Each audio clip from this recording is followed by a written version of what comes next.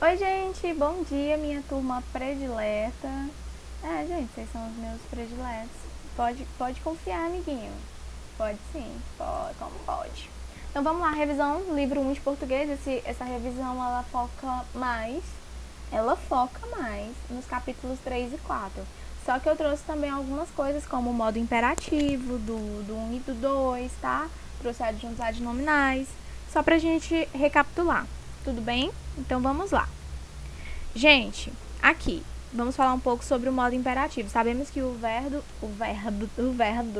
achei o auge.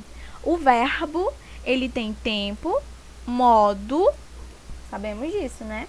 Que o verbo tem pessoa, né? Primeira, segunda, terceira. Tem também tempo, como presente, passado e futuro. Se você for conjugar, você pode não encontrar o nome passado, mas encontrar o pretérito, tá bom? E nós temos os modos, que é o modo indicativo, subjuntivo e imperativo. O modo em que assume a ação verbal como uma certeza, nós chamamos de indicativo. O modo em que assume a ação verbal como uma possibilidade, incerteza, probabilidade ou hipótese, nós temos o subjuntivo.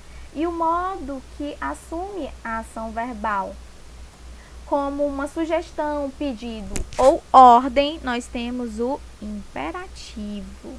Lembram que a gente fez vários anúncios? Lembram? Por quê? Porque os anúncios ele tem função de persuadir o receptor. Então, por isso que o modo verbal ele tem que ser usado no imperativo, porque é para persuadir, é para tentar convencer, é para tentar apelar. Então, assim, você tem que focar nesse verbo, nesse modo aqui, colocar o verbo nesse modo, que será sucesso.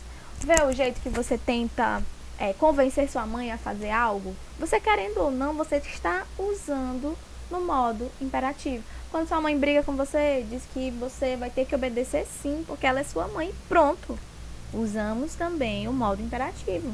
Então, o modo imperativo não explica assim por que você tem que obedecer, não. Ele só coloca o verbo, tá bom? No imperativo, porque é assim que a ação verbal se assume. Então, a língua, como ela é perfeita, como eu costumo dizer para vocês, a língua, como ela é perfeita, ela tem um modo exclusivamente para isso. E o imperativo, gente, nós só temos ele imperativo afirmativo e imperativo negativo. Por quê? Porque, segundo a gramática, você não consegue fazer isso numa ação passada nem numa ação futura. Você tem que fazer isso no tempo presente, tá? Por isso que, vamos para cá, por isso que a formação do imperativo, a gente conta com o presente do indicativo. Lembra que a gente vai precisar desses dois modos aqui para formar o imperativo? A gente vai precisar do presente do indicativo e do presente do subjuntivo. Vocês lembram, né, quando a gente estava fazendo a formação do imperativo?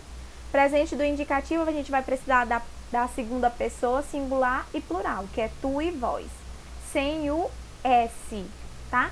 E o presente do subjuntivo para as demais pessoas, exceto o eu. Não tem a primeira pessoa singular no modo imperativo. Por quê?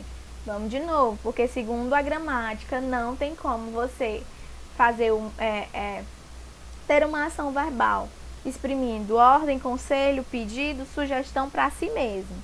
Essa é a parte que eu não concordo com a gramática, porque para mim tem sim. Tem sim como você fazer uma sugestão para si mesmo, indicar uma ordem para si mesmo. Ah, como tem. Então vamos aqui. As questões que mais vão cair, não necessariamente só na prova, mas na vida de vocês, quando for relacionado ao modo imperativo. Qual a importância do modo imperativo? Já até expliquei para vocês. Por quê? Foca no onde? Receptor. Muito bem, é um foco no receptor que tende como convencê-lo, persuadi-lo, pedir uma sugestão, aconselhar. Então, assim, para todos esses eventos na vida, você vai precisar usar o modo imperativo, que é o modo mais adequado para esse tipo de linguagem, tá? Então, vamos lá. Em quais gêneros eles predominam? Vocês já sabem. Nos anúncios e em peças publicitárias. Eu não sei o que é isso que acontece aqui, não, sinceramente. Os anúncios, e lembram que os anúncios eles podem ser o quê? Anúncios ou peças publicitárias. Melhor não. Meu Deus do céu. Ok. Vamos colocar aqui peças publicitárias. E as peças elas podem ser institucional, lembram? Ou comercial. A institucional, quando não... Meu Deus, eu fui pra onde? A institucional, quando não visa lucro, visa somente tentar fazer uma mudança de comportamento no receptor. Por exemplo, peças publicitárias sobre a dengue, peças publicitárias sobre o coronavírus. Fique em casa. Fique em casa. Tá vendo que tá o fique em casa? Está no imperativo, tá? E é uma peça institucional porque não visa lucro. As comerciais visam o quê? As comerciais visam lucro, ok? Tudo bem? Por exemplo, como é que transformaria para comercial? É uma campanha do álcool gel, por exemplo, econômico, o nome da marca econômico, pedindo para você ficar em casa. Aí você viu a marca lá, opa, fique em casa protegido com álcool gel, você entendeu? Então, daí já saiu a institucional e entrou a comercial. Isso tudo vocês já sabem, gente, não é novidade para vocês, aqui é só uma revisão. Aqui, os adjuntos adnominais. A função do adjunto é estar junto de um nome. Esse nome vai ser quem? O responsável. O núcleo, para os adjuntos estarem próximos. O substantivo. Então, tudo que acompanha e modificar um substantivo, ele vai ter função de quê? Adjunto adnominal. Tudo bem? Lembram do predicativo, que ele pode ser verbal ou nominal? Então, aqui vai girar da mesma forma. Então, vamos lá. O casaco verde é da Paula. É um dos exemplos tão aleatórios, né? O casaco verde é da Paula. Então, aqui nós temos dois grandes substantivos. Casaco, que é um substantivo comum, e Paula, que é um substantivo maravilhoso, próprio, incrível. Nossa, o melhor substantivo próprio do mundo. Então, vamos lá. O que nós temos aqui que acompanha ou que modifica? Primeiro, gente, os artigos, seja eles definidos ou indefinidos, eles são naturalmente adjuntos. Eles servem para definir ou indefinir o substantivo. Olha isso aqui, ó, tudo adjunto adnominal. Minha vizinha é uma pessoa simpática. Nós temos dois grandes substantivos aqui, ó, vizinha e pessoa. Aí nós temos aqui pronome possessivo, também entra e está caracterizando a vizinha, ó, um artigo também, simpática, adjetivo, modificador do substantivo, tá bom? Ela tem 10 computadores velhos em casa. Nós temos aqui dois grandes substantivos, que são computadores e computadores. Casa, mas aqui também não está modificando, porque aqui preposição, ó, que é preposição. Preposição não modifica, preposição só liga palavras. A função da preposição, ligar palavras. Ela não modifica e nem acompanha o substantivo. Aqui, ó, tem o numeral 10 que modifica assim demais. Dizer 1 e dizer 10 tem diferença, não tem? Então, tá modificando quem? A quantidade de computadores. Por modificar um substantivo, ele entra na teoria do adjunto adnominal. Velhos entra aqui como adjetivo, está modificando computadores e não casas. Que são velhos? São os computadores, certo? E não a casa. Aqui, por que aqui não pode ser adjunto? Porque é preposição e preposição não modifica e nem acompanha um substantivo, ele só liga palavras. Eu prefiro um professor exigente, eu também, viu, gente? Então, aqui, ó, núcleo total, aqui, professor, substantivo, um artigo indefinido e exigente aqui, adjetivo. Também serve como modificador. Muito simples, teoria dos adjuntos adnominais, que a gente nem se aprofundou tanto em sala, porque vocês não, pelo menos assim, na minha frente, vocês não sentiram muitas dificuldades, tá? Então vamos para a próxima. Figuras de linguagem. Lembra que nós estudamos bastante isso em português? Figuras de linguagem. Nós temos a hipérbole. Hipérbole é o exagero, coloca aí. Hipérbole é o exagero. Estão colocando, né? Hipérbole é o exagero. Eufemismo, o contrário de hipérbole, tanto que se tiver questão perguntando qual é o antônimo de hipérbole, é eufemismo. Porque se a hipérbole é o exagero na expressão, o eufemismo é o quê? Suavização na expressão. Ironia.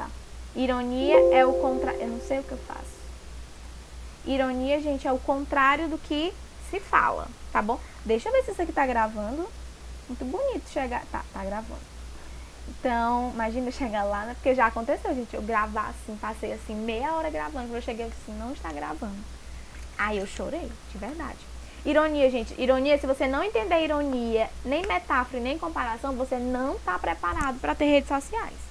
porque só o que tem é ironia e metáforas nos memes. E tanto que isso, gente, é o teor da comédia, é o teor da graça. Se você não entender a ironia, você não está preparado para habitar nas redes sociais. Inclusive, eu vi o meme, acho que eu mandei para a Duane, que diz assim, olha, quando for a aula de figuras de linguagem, preste bem atenção em ironia, para você, saber sobreviver nas redes sociais. E na vida também, gente, porque a pessoa que não detecta ironia, ela vai sofrer um pouco, de verdade. Você tem que ter aquela coisa assim de identificar logo a ironia. A ironia, ela é identificável pelas palavras, pelo tom da voz, pelas expressões faciais. Então, o que é a ironia?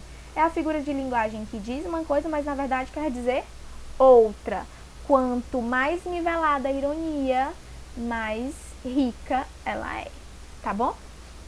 Personificação, eu sei que vocês amam personificação, né? É atribuir o que? Características humanas a serem coisas que não são humanas. Como eu já mandei vocês fazerem vários contos com personificação, corona versus dengue, para personificar seu cabelo, personificar os órgãos do seu corpo, então por aí vai.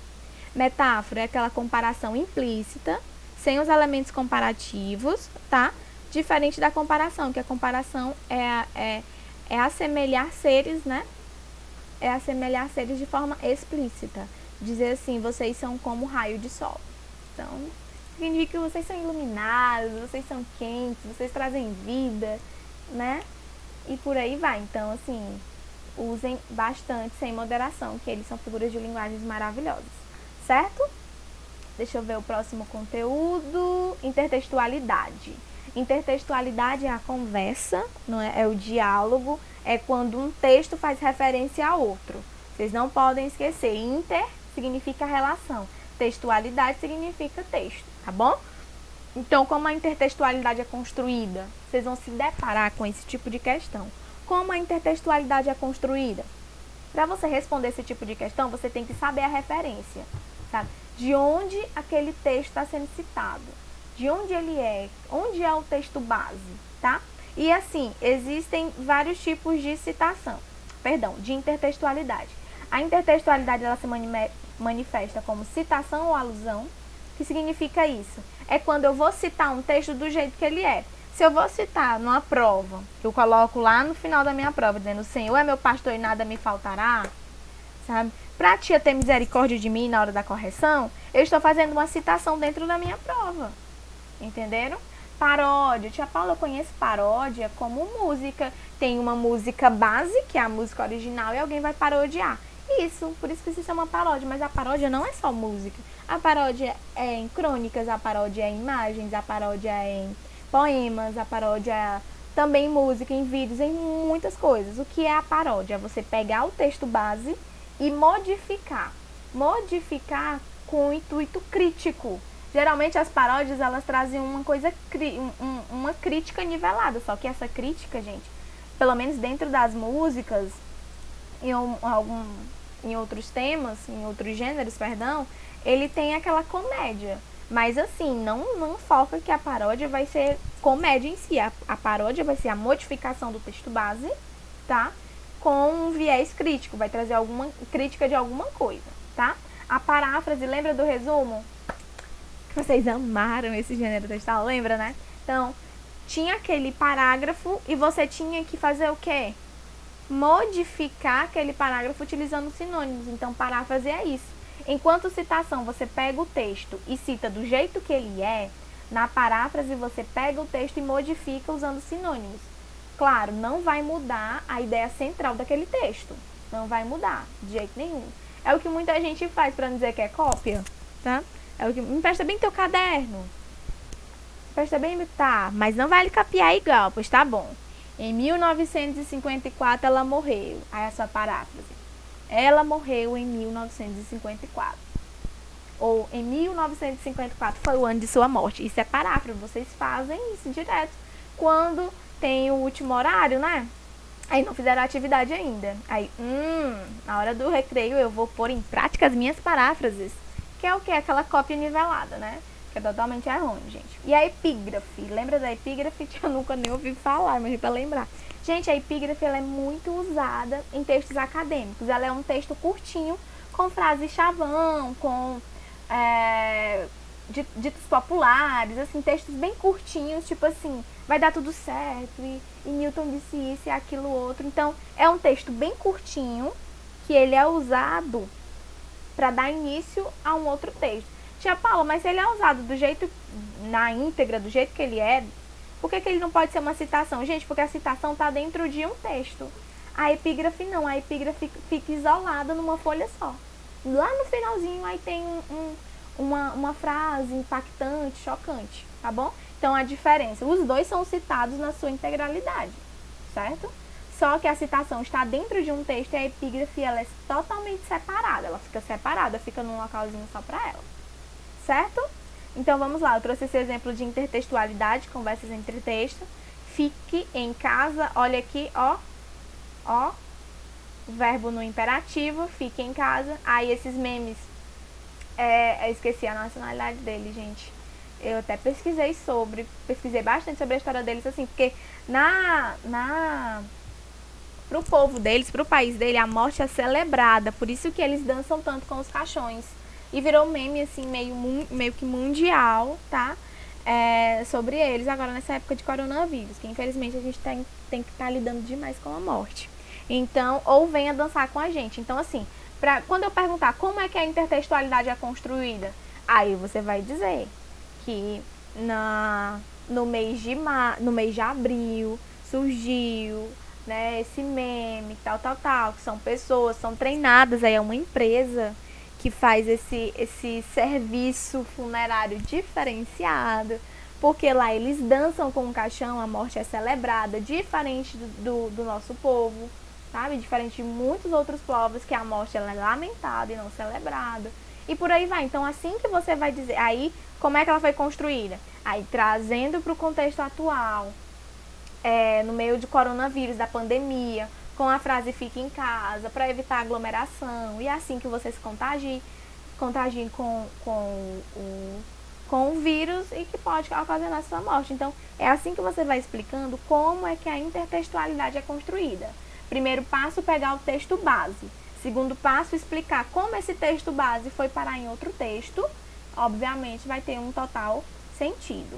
Certo, gente? Eu espero que vocês realmente assistam esse vídeo, que vocês relembrem tudo aquilo que a gente estudou. A prova está disponível nas plataformas de IES, tô brincando, porque eu sempre vou falar isso. Está disponível na plataforma Plural e está disponível também lá na escola. Vocês deixando o livro, vocês pegam as provas e depois a tia Paula vai lá corrigir, tá bom? Então, de qualquer forma, você vai ser muito bem sucedido. Faça a prova corretamente.